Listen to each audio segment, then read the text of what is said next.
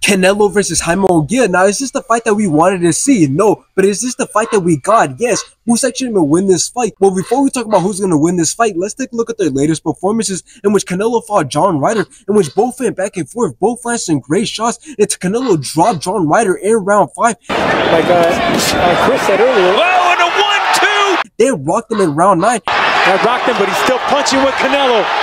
And obviously, Canelo ended up taking it by decision. And still, the undisputed.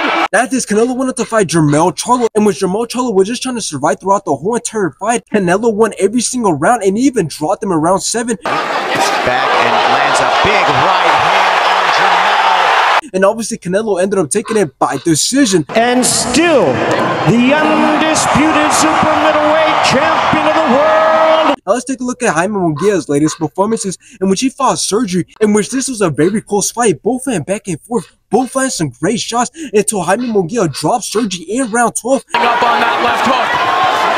Body shot by And down goes Gary Vaynerchuk. And obviously, Jaime Munguia ended up taking it by decision. He is still undefeated. After this, he also went up to fight John Ryder, in which he dropped him in round 2. Be the first time. Good right hand there from Munguia. Caught him again. Then dropped him again in round 4. You feel like he's settled down. Oh, and he's dead.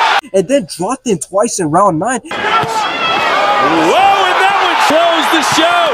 Can he do something? And John Ryder's team seen enough and stopped the fight in round 9. The referee said they're ringing the bell. They're stopping it. Now, I'm going to start off by saying that Canelo's easily going to win this fight for many reasons, because if we look at Jaime Munguia is not a hard fight for Canelo, since he's only had 2 fights at 168 pounds, and they were not against good opponents. Because if we look at Sergi was 37 when Jaime Munguia fought him, and Jaime Munguia still got rocked in that fight. And if we look at John Ryder was also not a good opponent, because before he lost to Canelo, his previous win was not a legitimate win, because his opponent was fine. It's just that his opponent injured his hand mid-fight, so the fight had to be called off. And after Jaime Munguia beat John Ryder went into retirement. So based off that, if you look deeper into Jaime Munguia's fights, you realize that his latest performances aren't that impressive, since he hasn't had a true fight at 168 against a true competitor. And since Canelo is arguably the best at 168, this will be Jaime Munguia's first true fight at 168, which I believe that Jaime Munguia is going to crumble under the pressure, and it's not going to have anything for Canelo, as I don't see him hurting or even stopping Canelo. So it's going to be more about how much punishment Jaime Munguia can take from Canelo before going down. So realistically, the only way Jaime Munguia can win this fight is if he uses part of Bivol's game plan, which is to move around, let those hands go, and also hold a tight guard, so that way Canelo shots don't get through, and don't allow Canelo to push you to the ropes, because that seems to be Canelo's game plan with all of his opponents, push you to the ropes to land some big shots. So I believe that if Jaime Munguia can use part of Bivol's game plan, I do believe that he could win this fight, but realistically, I still see Canelo winning by decision.